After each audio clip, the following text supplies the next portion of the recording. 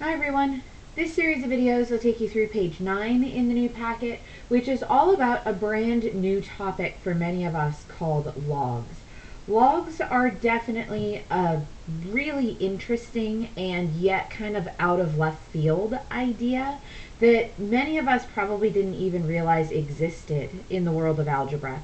So the first thing I want to do before even uttering the word log in any of these problems is just try to establish a foundation for why logs exist in the first place and what they attempt to accomplish. It is worth noting that log is short for the word logarithm, and even though I don't expect that to be a very helpful word right now, it is worth noting that log is a mathematical concept. It's not just a weird synonym for like parts of a tree. And they do solve a very important mathematical question. Namely, it's related to inverses. So in question number 1, we're going to attempt to just kind of set the foundation for why a log exists. And then we're going to look later on in the page at what a log is and how it behaves. So in question number 1, we're going to start with something that hopefully sounds familiar enough, an exponential function.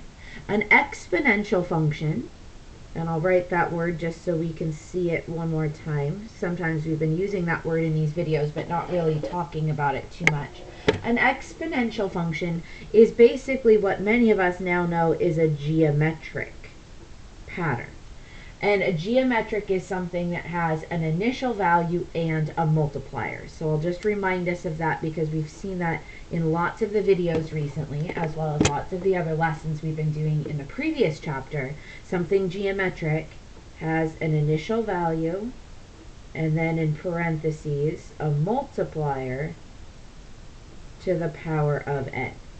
So as I take a look at this equation that they gave me, y equals 2 to the power of x, it seems as though the 2 is the multiplier, the x is taking the place of the n, and I don't really see an initial value, so I'm just going to assume for the sake of argument that it's probably just a 1, because 1 could be invisibly multiplying the 2, and we wouldn't see it, but we know it's there.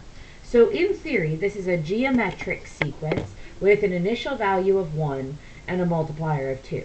So knowing that, I can fill in this table with what I know about how sequences behave. The initial value is always the 0 term in the table, so that's where my 1 will go.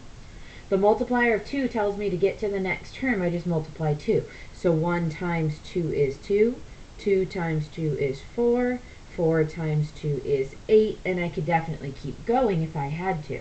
It looks like I don't have to keep going, but I do have to go backwards. So something times 2 should have given me 1.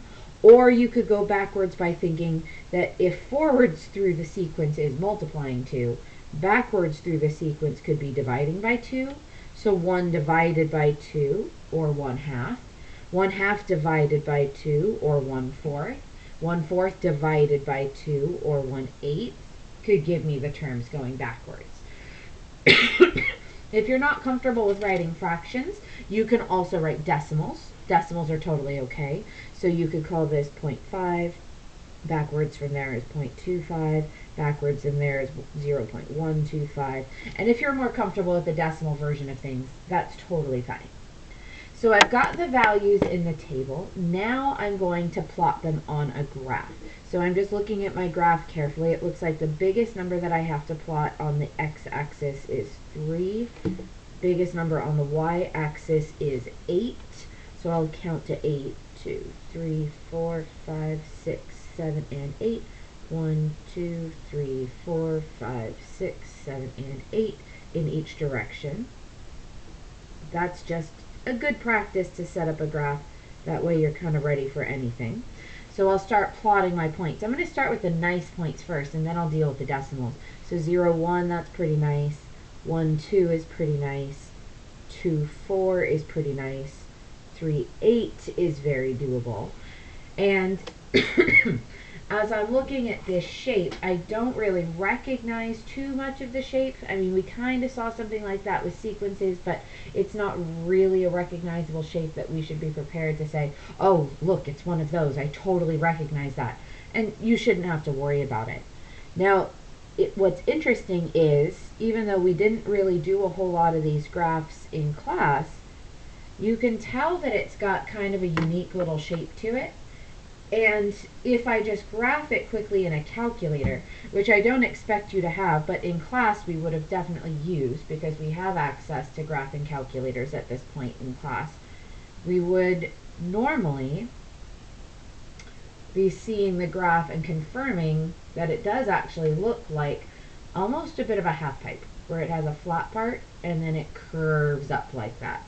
So as I look at the points that I've drawn and try to fill in some of the missing gaps, I'm going to recreate the fact that it is very flat to start out with and then curves up as it goes to the right. This is actually called an exponential curve. These are graphs that, again, we didn't really learn about because it's kind of hard to explore these from home, but exponential curves are generally flat and then curve up as you go towards the other side. Now that you've seen how the graph looks and the table looks, I'm going to challenge you for a little bit of independent thinking to try to remember what it means in letter C to make an inverse table. What does inverse mean? Where have we seen the word inverse before? How do you make a table with an inverse? Those are things that you'll need to think about if you need to answer letter C. If you're not sure, or if you just don't remember, the next video will walk you through.